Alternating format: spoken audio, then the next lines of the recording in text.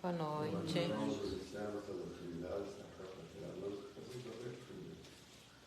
Vida permissão do leitor para cá, serviço de nossa luz, para que toda a sua vida de fé tire qualquer energia negativa que se encontre.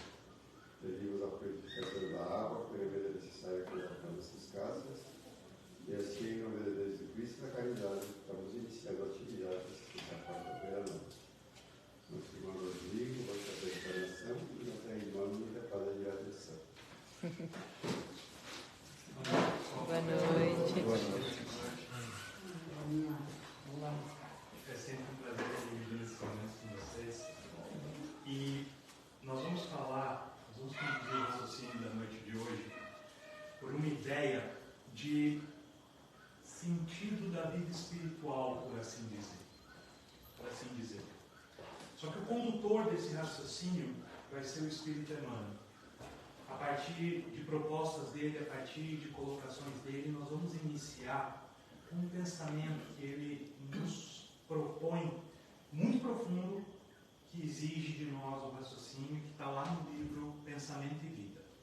No livro Pensamento e Vida, Emmanuel fala o seguinte, ele diz assim, que a nossa vida, a nossa existência, o nosso ser, é um encadeamento de vidas encadeadas por uma grande vida.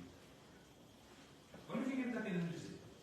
Ele está querendo dizer que nós, a nossa vida, a nossa existência, ela é consequência de um encadeamento com outras vidas.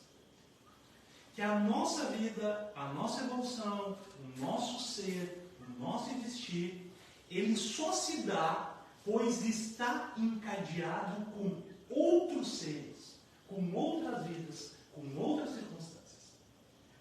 E esse encadeamento de vidas, esse emaranhado de vidas, essa teia de vidas, está amparada, sustentada, envolvida por uma grande vida. O que ele está querendo dizer? Ele está querendo dizer assim, que nós só somos humanos, nos humanizamos, por causa do trabalho, do contato, da ação de outros humanos. E o ser humano, e esse encadeamento de vidas que nos envolve, é sustentado por uma grande vida que é Deus.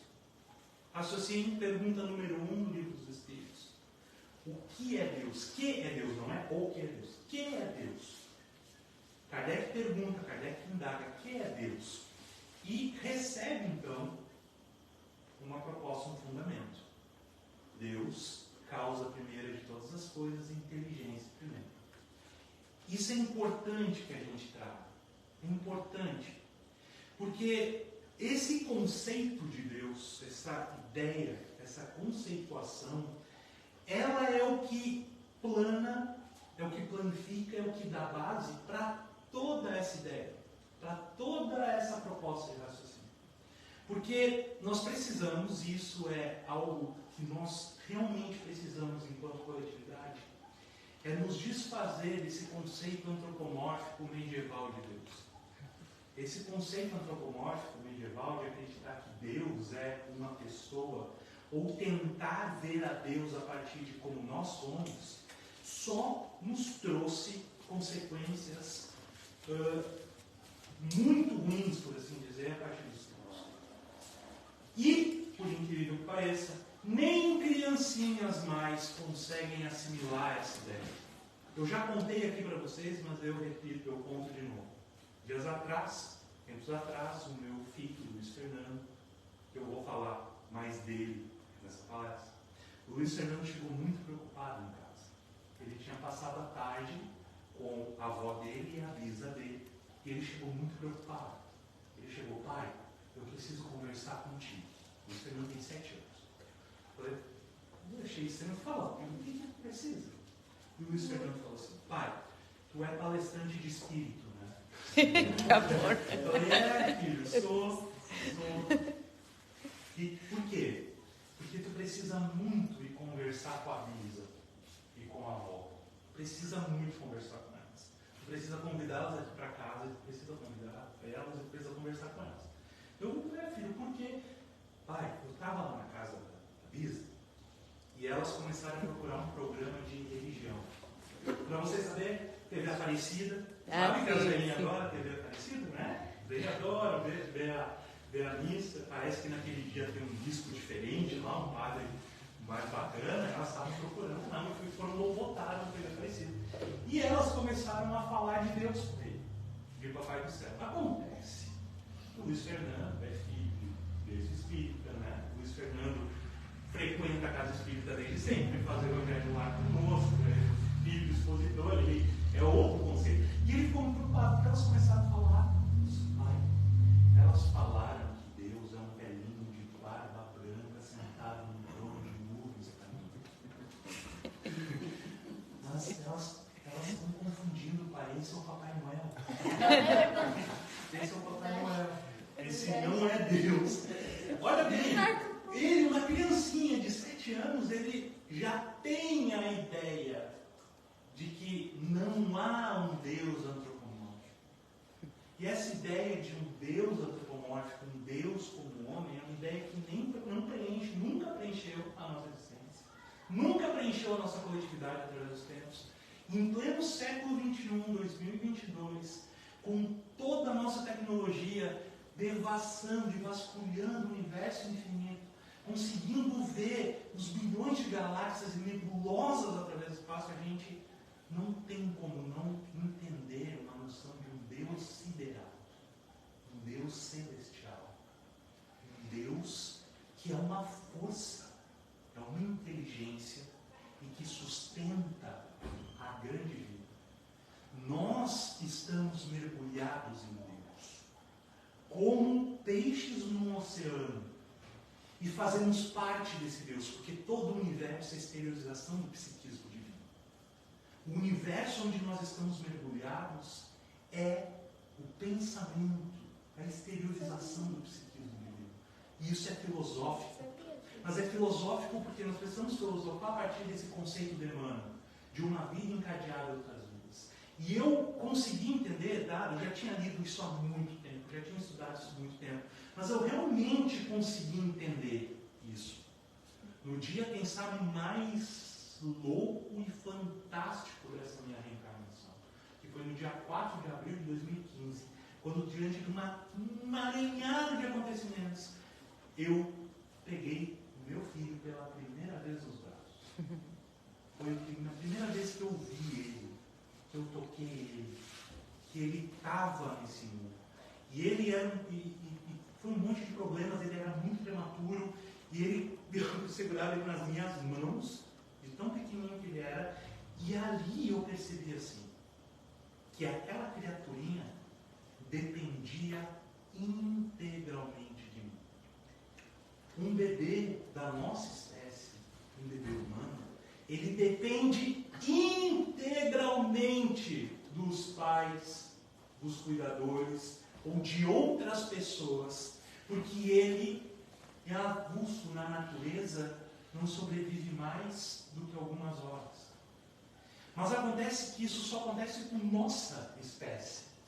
Todas as outras espécies da criação, do nosso órgão na natureza, os filhotes já nascem com certa perspectiva, com um instinto mais aguçado e com uma capacidade de sobrevivência maior do que nós, a espécie dominante do nosso órgão. E olha, eu estou falando biologicamente. E espiritualmente, a espécie dominante para que esse corpo físico sirva de veículo para um espírito que precisa evoluir. Então há um conceito nisso. Emmanuel está propondo que uma vida daquela criança, aquele neném, ele só vai vir a ser um humano a partir do trabalho, da atenção de outros seres humanos. De pais devotados, de uma mãe devotada, de avós, de tios, de amigos e de pessoas que através da vida, através da sua experiência, da sua vivência, vão fazer aquela criatura ser um ser humano. Então a nossa vida está encadeada a outras vidas. De modo que por mais que nós queiramos, de uma forma ou de outra, nos isolarmos, ou termos a nossa vida mais sozinhos possíveis, nós somos levados irresistivelmente a ter relacionamentos com outras pessoas. E quanto mais nós lutamos contra isso, mais a vida nos empurra a isso. Porque é da natureza humana e é desse sentido. E Deus é essa força que paira e que movimenta e que ilustra e que envolve a tudo. Mas aí cabe mais um raciocínio da nossa parte. Mais um raciocínio. Nós também somos a espécie, a única espécie que consegue um alinhamento, ficar alheio a essa proposta. Nós somos uma espécie, nós, seres humanos, nos abstraímos dessa verdade, desse encadeamento de vidas e dessa proposta de ser humano a partir de uma relação com outras pessoas. Vou dar um exemplo. O nosso cachorrinho, o nosso gatinho na nossa casa, nosso animalzinho de estimação, ele em nenhum momento tem crise de identidade. Já viu? Um cachorrinho no divã do psicanalista explicando por que ele não consegue entender as coisas que acontecem com ele. Nós sim. Nós temos crises de identidade, nós temos crises de ansiedade, nós temos uma série de processos interiores nossos que nos impelem a uma busca diferente do que um animalzinho. Outro exemplo. Nenhum animal fica viciado. Ah não, Rodrigo, tu não conhece a minha cachorrinha lá em casa, a gorda, ela é viciada em biscoito. Não é. Não é. Ela gosta muito de biscoito, ela gosta muito de carne, gosta muito daquilo. Só que ela não vai comer esse biscoito até fazer mal para ela mesma. Nenhum animal faz isso. Sabe qual é a única espécie, o único animal que consegue fazer algo sabendo que vai fazer mal para ele mesmo? Nós, seres humanos. Dada a nossa capacidade de nos aliarmos, ficarmos abstraídos dessa nossa vida. Então, a gente consegue deferir a partir disso uma outra frase do Emmanuel, quando Emmanuel diz assim: tudo na criação existe, mas existir não é viver. Emmanuel fala lá no livro Pensamento e Vida. Tudo na criação, tudo, a criação, o que é a criação? Todo o universo. Todo o universo onde nós estamos inseridos. Tudo na criação existe. Mas existir não é viver. Nem tudo que existe é vivo. Esse púlpito existe. Essas cadeiras existem, essa mesa existe. Mas isso não é viver. A ponto de Emmanuel continuar o raciocínio, dizendo assim: viver é a experiência digna da imortalidade da alma. Isso é viver. É ter uma experiência realmente do tamanho da ideia e do conceito de que somos criaturas imortais. Que há um pressuposto que nós temos que nos basear, que é a imortalidade da alma. Nós pré-existimos disso aqui e nós vamos pós-existir disso aqui. Isso é a imortalidade da alma. Somos seres imortais. Emmanuel diz, a experiência, experienciar isso, viver isso, com um conceito, com a ideia, com toda a subjetividade e objetividade proposta a partir disso, de sabermos que somos espíritos imortais e não um corpo físico. Porque esse é o ponto. Esse é o ponto. Durante muito tempo, nós somos bombardeados com uma mentira. E essa mentira é que nós somos o nosso corpo físico. É uma mentira. Que nós somos bombardeados há muito tempo na história de que nós somos apenas isso, um amontoado de células. Um acidente biológico no espaço, no universo. um amontoado de células. E somos o nosso corpo. E nos confundindo com o nosso corpo, nós acreditamos que toda a vida passa a ser apenas essa experiência corpórea, essa experiência material. E o que Emmanuel propõe é outra coisa. Emmanuel está propondo o seguinte, que a vida, viver, é experimentar dignamente a ideia de que há uma imortalidade, que somos seres imortais. Caso contrário, nós não estamos vivendo. Nós estamos apenas existindo. Mas não estamos vivendo. É filosófico? É filosófico. É um conceito que exige profundidade. Eu falei no início que a gente é muito profundo hoje. Mas essa ideia de que nós nos confundindo com o nosso corpo físico, com esse emaranhado de células, se somos apenas um corpo físico, qual o sentido da nossa existência? Se não viver as experiências do corpo físico. E viver essas experiências do corpo físico é o quê? Ter sensações. Buscar sensações. Sensações do corpo físico. E nós passamos uma existência inteira, então, fazendo essa busca, focalizando a nossa busca em assuntos periféricos da nossa evolução. Assuntos que não vão agregar nada nos outros. Não vão agregar nada ao nosso íntimo.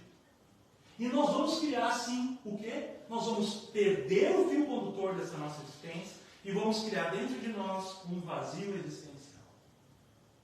E tendo esse vazio existencial que a gente vai ficar tentando preencher ele com sensações físicas, sensações materiais, nós vamos estar fazendo aquilo que Joana de Ângeles sempre fala. Tentar matar a sede com a água do mar. Matar a sede com a água do mar, quanto mais água do mar nós tomamos, mais sede sentimos. E morremos desidratados, mesmo com o nosso íntimo, com o nosso interior cheio de água. Não fecha a equação, não fecha. E então, a partir disso, a gente precisa fazer deferir uma ideia. Há algo que acontece fora de nós. Nós temos uma vida fora, essa vida material, mas nós temos uma vida íntima, espiritual, uma vida interior. E na grande maioria das vezes, essa nossa vida interior e a nossa vida exterior, elas estão desconectadas de si. Eu vou dar um exemplo. Quem sabe não seja o melhor exemplo. Então eu dou outro, tá? Quem sabe não seja o melhor, mas eu vou dar esse exemplo igual. Tempos atrás, eu levei a minha esposa para jantar. Ia fazer uma agrado para ela. Levei lá no Cantinho do Pescador. Vocês sabem que o Cantinho do Pescador é muito bom. Muito caro. Mas a gente queria fazer um agrado para ela. Então a gente estava lá, numa jantando, e um casal sentado à mesa do lado começou a discutir. Um jovenzinho, um casal bem jovem, muito mais jovem, nós começou a discutir. Mas quando eu estou falando discutir, eu não estou falando uma desinteligência, tá? Eu estou falando uma discussão. Briga no restaurante, em público, e era constrangedor. E a gente estava escutando aquela briga e a gente constrangido assim, sabe? Tentando escutar, que é natural, sabe? E eles estavam lá, estavam brigando forte. Brigando forte. A um certo momento, ela ergueu a voz. Ele deu uma batida assim, eles estavam na briga. Daí aconteceu algo fantástico. Ela fez assim. Eles estão discutindo, pararam de discutir. Ela pegou o celular. Sério? Botou o celular e voltaram. Voltaram a discutir, a ponto dela se levantar chorando e saiu. Pô, que noite de droga que eles tiveram, hein? Uma noite de droga.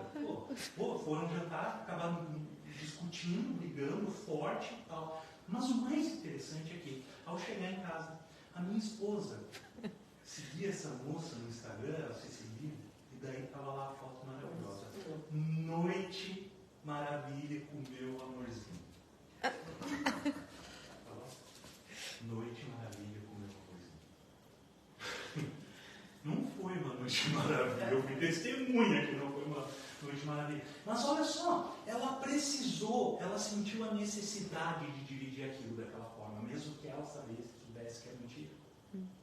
A necessidade estava dentro dela, ela precisava daquilo. De modo que, naquele momento, ela estava completamente dissociada do que era dentro e do que era fora. Só que ela queria mostrar algo fora. Eu falei que esse, quem sabe, não é o melhor exemplo. Eu vou dar um outro exemplo, muito impactante que aconteceu comigo alguns dias atrás. Eu tenho um hábito estranho, muito estranho, que é domingos acordar junto com o sol. Um hábito estranho, né? Geralmente, domingo a gente quer dormir mais, né? Mas é um hábito. Eu acordo, quero acordar ao nascer do sol. Eu vou até a Guarita, até o almoço da Guarita. No terceiro morro da Guarita eu subo, já tem uma pedrinha já foi desenhada para mim assim. Eu medito, faço a minha meditação, as minhas orações, a minha oração semanal. Pena que eu não consigo fazer isso todo dia, quem sabe quando eu me aposentar. Eu vou conseguir fazer isso todo dia.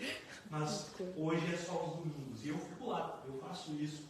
Fico meditando, fico orando, faço as minhas orações. E ali, naquela paisagem, com aquele contato da natureza, com aquela brisa do mar, com os pássaros cantando, naquele ambiente, a gente consegue fazer uma imersão à experiência divina. E naquele ambiente eu consigo transcender e consigo fazer essa meditação de modo que me fortaleça e que eu alcance os objetivos que eu estou fazendo dentro dessa meditação. Pois, algumas semanas atrás aconteceu algo muito estranho. Eu estava lá, já estava há um bom tempo fazendo a minha meditação, eu comecei a ouvir passos. Era uma manhã que não era uma manhã muito ensolarada, ela estava mais nublada assim. Eu comecei a ouvir passos, então eu percebi que tinha alguém se aproximando, eu olhei, era um senhor chegando. E ficou uma coisa meio estranha, porque eu olhei para ele e continuei ali e senti que ele ficou olhando para mim. E eu abri os olhos e olhei. Os hindus têm um termo para isso que eu não estou lembrado. Sabe que quando alguém sente que alguém está te olhando, tu olha e a pessoa está te olhando? Acontece, frequente. Os hindus tinham um termo, um nome para isso. Eu não estou lembrado nem o caso. Mas ele estava me olhando. Ficou assim, olhando para ele, olhando para mim, olhando para ele, olhando para mim. Eu esperando ele falar alguma coisa, ele não falava nada, mas ele parou, estancou e ficou me olhando. Eu, bom dia. E ele não me respondeu bom dia e falou assim: eu vim aqui para me atirar, eu vim aqui para me matar, e tu aqui agora eu estou com vergonha. Bah. Eu fiquei surpreso. E eu, mas calma, senhor. E o que não é espiritualidade, né? A espiritualidade, ela se movimenta de nós e de outras pessoas para estar à nossa frente, para fazer o nosso caminho, para estar em nosso caminho. A espiritualidade nos ajuda. A gente às vezes quer um milagre, né? Mas Deus não age por milagres innaturais. Deus age com outras pessoas, com outras vidas. Por isso é esse emaranhado de vidas numa vida maior. E eu comecei a falar, eu falei para ele: não, senhor, calma, vem cá, senta aqui, toma essa água. O que está passando com o senhor e tal? E ele muito raivoso no início, muito agitado. E eu percebi aquela influenciação espiritual e comecei a conversar, e ele acalmou, ele começou a chorar. E começamos a conversar, e eu explicando para ele por que aquela ideia ele tinha que tirar, tinha que ser removido daquela ideia e tal. Passou um tempo de conversa, e eu pergunto: o senhor entende? O senhor está bem? Não, ainda não estou bem, não estou convencido, mas hoje eu não vou me matar. Eu já era um grande começo. E ele começou a chorar, ele estava chorando muito. E daí eu comecei a pensar sobre isso. A paisagem onde nós estávamos era igual para os dois. Era o mesmo local, o mesmo canto dos pássaros, a mesma brisa do mar, a mesma paisagem fantástica do oceano, a mesma natureza, eu em paz, em Egito, vivendo aquilo, feliz, e ele do mesmo lado, a mesma coisa com vibrando numa energia completamente oposta. De modo que o exterior, mesmo naquele exterior, ele não conseguia trazer para o interior, fazer esse paralelo, colocar isso em sincronia. Outra experiência que eu posso citar como mais um exemplo disso foi porque alguns meses atrás, o meu avô faleceu. Alguns meses atrás, já vai fazer 2 anos agora. E o avô faleceu com 95 anos. Teve uma vida longa, saudável, produtiva, sabe? Teve a família, ele passou por todas as circunstâncias difíceis da vida, mas chegou com dignidade até o fim. E eu me lembro que quando ele estava doente, a gente pegava, se revezava, fazia muita questão de pelo menos uma vez por semana pegar o carro, dirigir até a cidade dele, lá em Estrela, 300 quilômetros de distância, para ficar um tempo com ele. Estava preocupado, queria que ele fizesse aquele passamento, porque ele já estava desenganado da forma mais suave possível. E quando ele ficou doente, ele ficou acamado, ele teve que ir para o hospital, algumas pessoas da família se desesperavam. Ai meu Deus, o vô tem que ficar bom, o vô tem que sair dessa. Gente, 95. Sair dessa para ele agora, é ir para outra. Né? Vamos tentar, vamos rezar para que isso seja da forma mais suave possível, da forma mais serena e harmoniosa possível, mas é 95 anos. Tudo que ele tinha que fazer, ele já fez. Então vamos entender. Tem gente da minha família que até hoje não fala comigo por causa disso. É sério. É o ônus. Ter um espírita na família tem o ônus e tem o bônus. Certo? Tem um ônus e tem o bônus. O ônus, eu acho, que é escutar essas verdades. E aconteceu, e tem gente que não entendeu. No dia do velório dele, a gente descabelada, chorando, e eu estava. Assim, eu não posso dizer que eu estava feliz. Por causa que a tristeza da falta vem, e a gente fica numa circunstância subjetiva. Mas eu estava resignado e com profunda confiança que estava tudo certo. Profunda confiança. Resignado, em paz, tranquilo.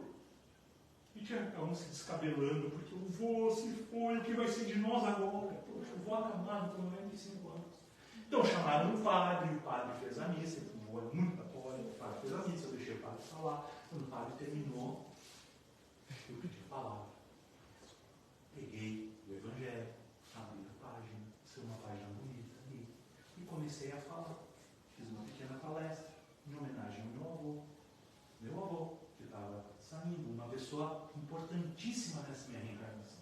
E comecei a falar o quanto eu estava feliz por ele ter cumprido as etapas dele, por ele ter cumprido o momento dele, e o quanto eu fiquei feliz por ter dividido essa reencarnação com ele, e como ele foi importante, e dizendo assim, se eu tiver um pouquinho de merecimento, queira Deus que um dia eu possa retribuir para ele tudo que ele fez para mim. Tranquilo, feliz, sorrindo.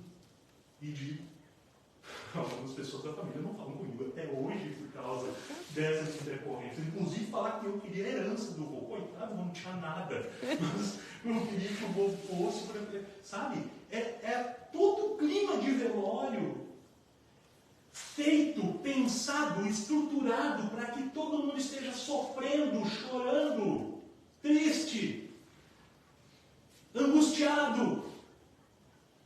Mas eu não estava com isso dentro de mim. No meu interior não estava vibrando assim. Não estava. Então, a gente tem uma vida funcionando na exterioridade.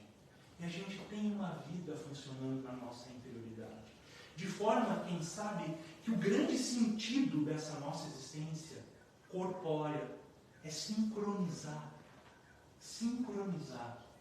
De modo que nós estejamos com o bem dentro, para que esse bem venha fora. E que nós estejamos equilibrados. Por quê? Porque a vida vai nos desafiar, e a experiência já nos mostra, a experiência da vida corpórea nos mostra, sem sombra de dúvida, e a todos aqueles mais experientes que eu vão poder confirmar o que eu falo, que nunca está tudo 100% certo. Na nossa existência corpórea, física, são raríssimos os momentos na nossa vida que nós vamos estar com tudo 100% certo sempre. Se não for um probleminha de saúde, é um probleminha de saúde de alguém que a gente ama, ou é um probleminha de relacionamento na família, ou é uma crise profissional, uma crise financeira, ou é o medo de alguma coisa, ou uma transformação, uma mudança. Mas a vida vai estar sempre nos desafiando o tempo todo, porque é através do desafio, a proposta de ser desafiado, de nos colocar numa posição onde nós precisamos sair da nossa zona de conforto e enfrentar alguma problemática que está à nossa frente, que nós evoluímos, que nós nos adiantamos. O que acontece com o aluno se o pai e a mãe fazem a lição de casa para ele? O que acaba acontecendo? Não aprende. Não aprende. É, Miguel, não aprende. Não aprende. O aluno tem que fazer a própria lição. Parece o meu colega que pedem para a professora fazer o tema. Daí ele não vai aprender. É. Porque é a experiência, a proposta, é o desafio intelectual, emocional, psíquico, psicológico e espiritual. É estar diante de alguma problemática com a vida, nos colocando diante de uma problemática que nos envolve, nos impulsiona a enfrentar essa problemática, e ao enfrentar essa problemática nós acabamos nos fortalecendo e nos melhorando. Mas 100% tudo bem são raros. Se eu peço para todos os meus irmãos aqui mais experientes que eu fazerem uma repaginação da própria existência, da própria vida, e vão afirmar o que eu estou falando, vão concordar. Quando é que a gente pode dizer que está tudo 100% certo, que não tem alguma coisinha? É muito difícil. Mas aí vem o ponto. Nós estamos numa sociedade, e nós já estamos chegando no tempo, e eu tinha um texto para ler, eu não vou. Eu vou continuar. Senão vai alongar demais, eu não quero que nós nos alonguemos demais hoje. Nós precisamos entender que nós estamos numa sociedade, a nossa coletividade, nós criamos para nós uma ideia coletiva de fuga dos problemas. Nós estamos numa sociedade de analgésico. Uma sociedade de analgésico. O que é uma sociedade de analgésico? Nós somos intolerantes à dor. Intolerantes à dor. Intolerantes à frustração.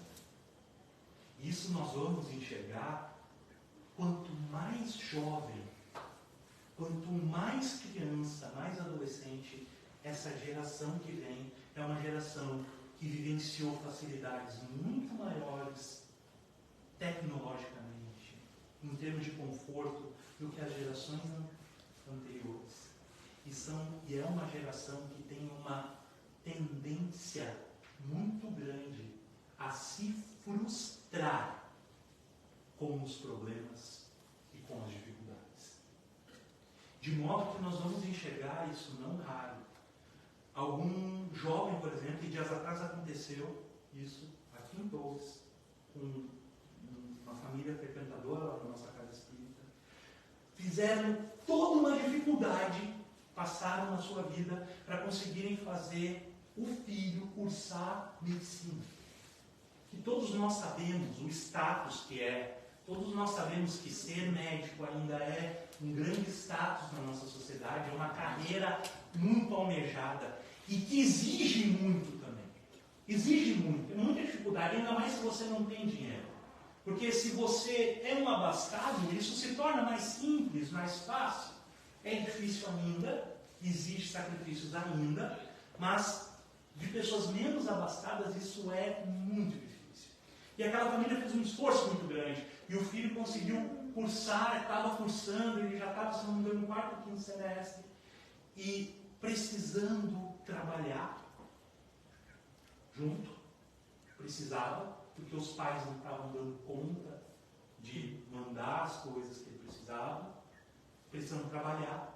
Ele não conseguiu dar tanta atenção para o estudo, sentiu uma dificuldade muito grande numa cadeira, tirou uma nota muito ruim, foi reprovado na cadeira e tentou se matar por causa disso. Não conseguiu, graças a Deus. Mas olha a incapacidade emocional de lidar com um pequeno fracasso. A incapacidade emocional. E a culpa íntima que ele trazia dentro dele, porque ele acreditava que estava fazendo algo para os pais, que ele estava frustrando os pais e que os pais não mereciam ele por causa de algo simples, mas que para ele era muito grande. A gente vai ver isso uma gama maior, com coisas muito mais fúteis. Dias atrás, também na nossa casa espírita aqui em Torres, nós atendemos uma menina de 13 anos que também tentou suicídio. Sabe por quê? Porque ela era a única que não tinha um iPhone, não sei o que, eu nem sei que coisa é essa. Lá num colégio particular da cidade, onde todos os colegas tinham, ela não tinha. E ela não conseguia lidar com aquela frustração. É triste, é muito triste, mas a gente tem que entender que isso é um fenômeno social que nós estamos vivendo hoje. Isso acontece por causa da baixa tendência a lidar com a frustração que nós, enquanto coletividade, construímos. Acontece que a vida é uma sucessão de frustrações. É uma sucessão de frustrações. Nós vamos estar sempre sendo frustrados em alguma vontade nossa. Porque isso é o natural, é o normal, é o simples. Imagina, e vamos fazer um reflexo, vamos tentar reflexionar, vamos tentar fazer uma ideia. Imagina se você, aos 17 anos, tivesse ganho tudo que você queria. Como seria hoje? Imagina. Eu, aos 17 anos, queria um carro. Eu não tinha nem carteira. Dinheiro. Mas eu queria muito um carro. O que teria acontecido comigo? Eu fico pensando hoje o que teria acontecido comigo se eu tivesse Se arrebentado. Ou eu não estava mais aqui reencarnado. Por nada eu não estava mais nem aqui reencarnado. Eu estava lá no plano espiritual, quem sabe no umbral, vagando, tentando entender o que aconteceu comigo. Por quê? Porque a vida nos frustra porque nós não temos, por vezes, maturidade ainda. Psíquica, emocional, psicológica, biológica, que seja qualquer coisa, para termos aquilo que a gente deseja. Então, a vida nos frustra porque nós precisamos lidar com aquilo que está dentro de nós e reconstruir o nosso ente. Reconstruir a nossa vontade. Redimensionar os nossos desejos. Dias atrás, no atendimento fraterno, eu fiquei chocado. Uma senhora, um senhor, um casamento em crise, eles estavam casados há 50 anos. 50 anos quase, 50 anos de casado. Mas estava em crise o casamento. Pô, 50 anos, cara. Se depois de 50 anos ainda tem crise, mas eles estavam com uma crise. Mas sabe o que me surpreendeu? Sabe o que me surpreendeu? Me surpreendeu assim. A colocação dela. Ela disse assim, a certo momento. E aquilo me tocou e eu questionei. Ela disse assim. Que ele não era mais o mesmo de quando eles se conheceram. Pô! Pensa eu na frente da pessoa, então. Pensa eu na frente. Pô. 2 velhinhos, né? Mas é óbvio que ele não é mais o mesmo. Tu também não é mais a mesma. A gente não é o mesmo de ontem. Heráclito, filósofo pré-socrático, já falava, a mesma pessoa não entra no mesmo rio 2 vezes. Por quê? Porque não é mais as mesmas águas, mas não é mais a mesma pessoa. Então como? Depois de 50 anos, tu vai querer que ele fosse o mesmo. Se ele fosse o mesmo de 50 anos atrás, você tinha um problema muito grande. É melhor conviver com um problema dele não ser mais romântico como você queria que ele fosse. Isso dá para ajeitar. Agora, querer que a pessoa não tenha evoluído em 50 anos do lado, não tenha mudado, não tenha se modificado, e consegue enxergar o que a pessoa melhorou?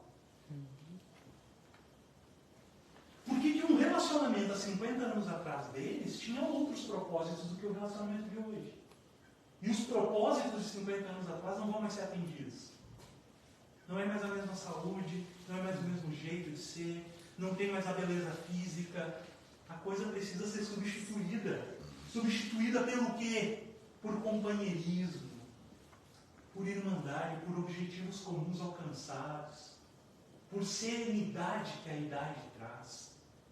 Porque isso é um conhecimento bacana. A gente tem uma sociedade etarista.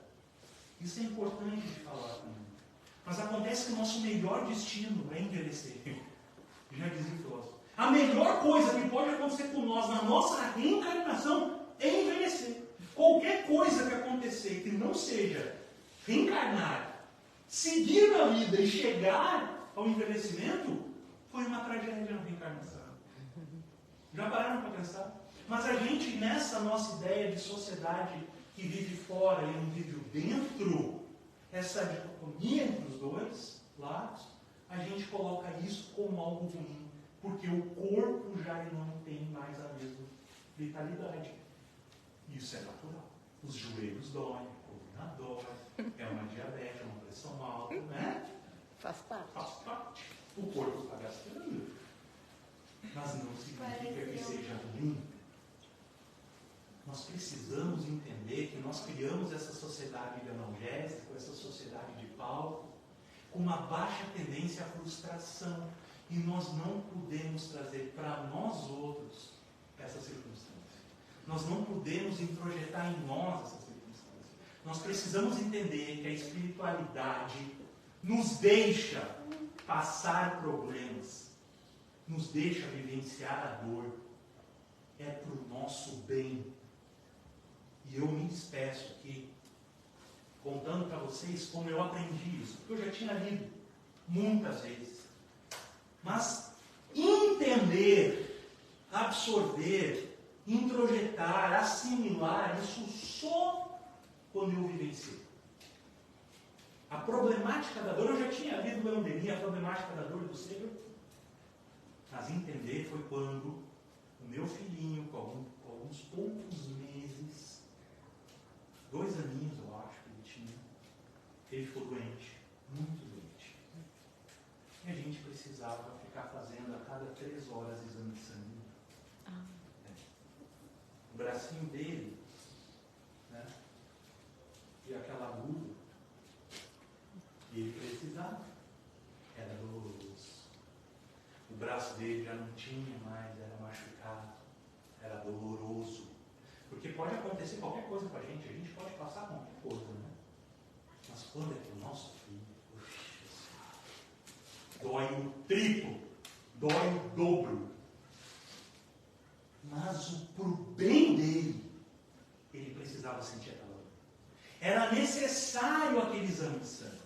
Era necessário aquela agulha. Era necessário a enfermeira procurando a veiazinha. Era necessário o choro para que ele ficasse são, para que ele se curasse, para que ele melhorasse como de fato aconteceu. Por que a gente vai numa cadeira de dentista? Porque a gente gosta de sentar lá e abrir a boca? Não. Não vai. Ele odeia. É ruim. Muito. É verdade. Precisa. É necessário. É necessário a gente falar, a gente passa a dor para a nossa sanidade física, para a gente melhorar. É horroroso, mas pensemos nas dores da vida, nas dificuldades, como se fosse uma proposta da espiritualidade de Deus nos deixando na cadeira de dentista. Para que a gente melhore. Nesse dia, nessa época que eu estava vivenciando esse problema com o menino, aconteceu algo que me marcou para sempre e que me deu a diretriz de como a gente tem que agir.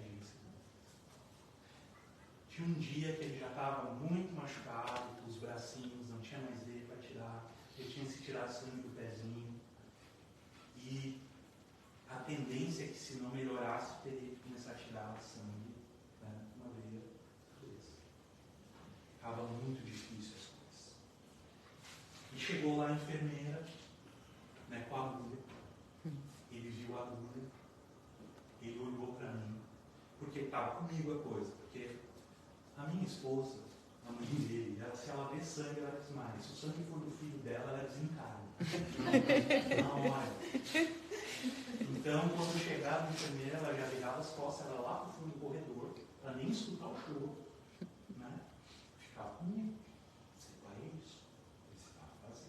Era a minha obrigação. A minha obrigação naquele momento era dar para ele a firmeza, para ele e para a família. Isso é a obrigação do seu pai. E ele olhou para mim, segurando a minha mão com força, ele olhou para mim e disse assim: pai, vai doer. O que tu falaria, cara?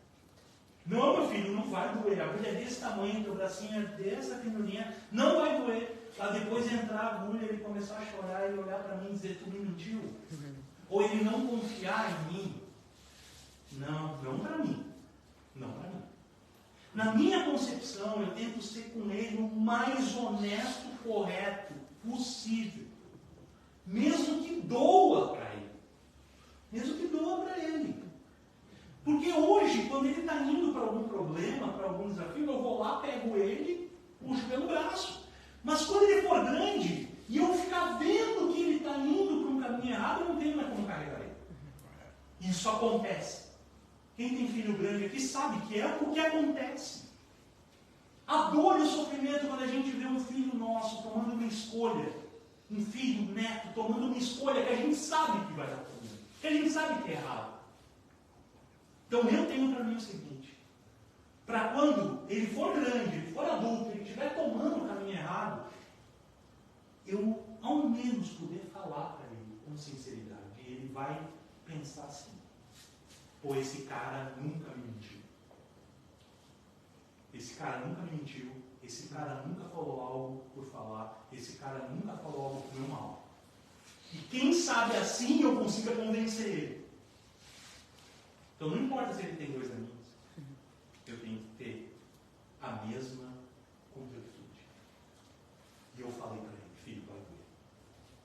Vai doer. E vai doer muito. E ele arregalou os olhos. E agora, pai? Vamos fazer o seguinte. Tu aperta a minha mão com o máximo de força que tu conseguir. E quanto mais doer, tu olha para mim e tu passa a dor para mim, que a dor que tu está sentindo, nós vamos dividir ela. E ela vai ser menor para ti. Vai ser menor. E assim foi. Ele agarrou minha mão com força. Os dedinhos ficaram branquinhos. Assim. E o Luiz Fernando, ele tem 2 olhos azuis, claro, cor do céu, mais azuis que essa parede. E quando ele começa a chorar, eles ficam mais azuis ainda, parece 2 bonecos. E ele ficou com os olhos, as lágrimas vieram, ele mordeu o lábio e não chorou. Ele não chorou. Ela tirou a agulha, voltou o curativo. Eu dei um abraço nele. Chegou, entrou no quarto da minha esposa. Não tinha escutado lágrimas, não tinha escutado berro. Perguntou para ele: doeu? E ele falou assim: doeu. Mas eu estava com o meu papai. Oh, que fofo.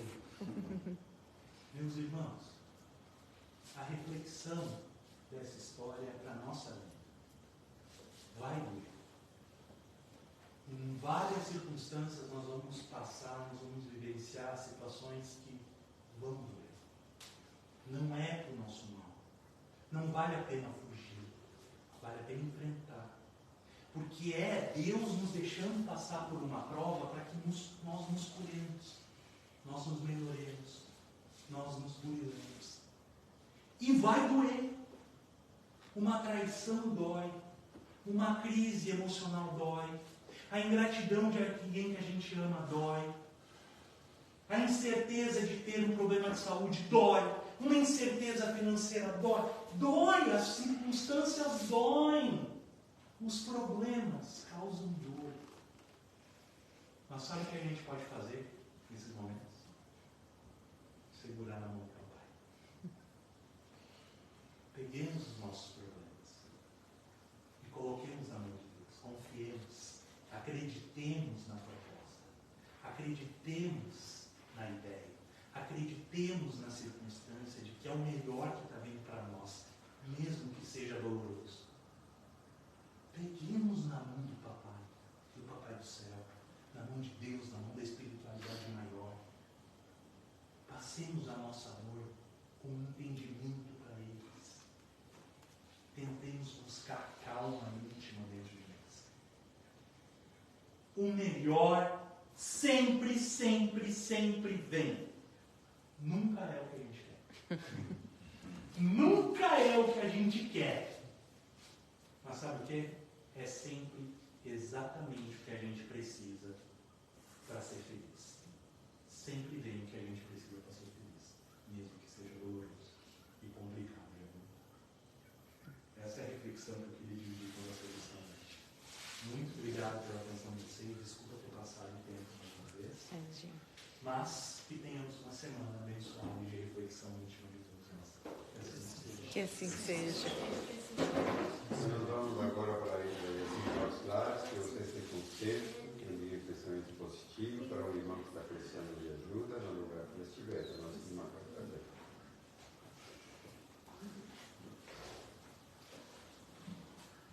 Neste momento, com o coração e a mente confiantes, vamos agradecer. Agradecer a Deus, a Jesus, aos bons espíritos, a oportunidade da reflexão. E pedir o amparo do alto para todos aqueles que estejam em um leito de dor, que não tenham a oportunidade que nós estamos tendo do estudo, da reflexão. Muito obrigada, Senhor, por estas oportunidades. Queremos, então, pedir por esses nossos irmãos de jornada que se encontrem nos hospitais, nos asilos, nos manicômios, nos orfanatos, que recebam uma visita fraterna e consoladora de espíritos bondosos que se manifestam através de cada um de nós. Queremos neste momento, Jesus, pedir por nossos irmãos e entes queridos que já partiram para a verdadeira vida. Que eles estejam neste momento recebendo as nossas irradiações em forma de afeto, de amor e de consolo. Com a certeza de que um dia estaremos todos juntos aqui na Terra ou no mundo espiritual, como for necessário para o nosso adiantamento. Muito obrigada, Senhor. Não dispensa o amparo desses mentores, desta Casa de Amor, da equipe de Eurípides Barçanufo, para que todos estejamos irmanados nesta fé, neste consolo. Queremos, Jesus, neste momento, fazer uma visita aos nossos lares. Que uma luz dourada de amor, de paz, de saúde, entre em forma magnética, em forma de saúde, para todos aqueles que convivem conosco no nosso lar. E cada aposento da nossa casa seja magnetizado por essa força magnífica, irradiada desta casa para lá. E nós aqui, que estejamos cada vez mais fortalecidos no nosso coração e na nossa mente. Que o nosso anjo da guarda, nossos mentores espirituais possam estar sempre ao nosso lado e nós sintonizados com eles. Muito obrigada, Senhor, e que assim seja. Assim seja.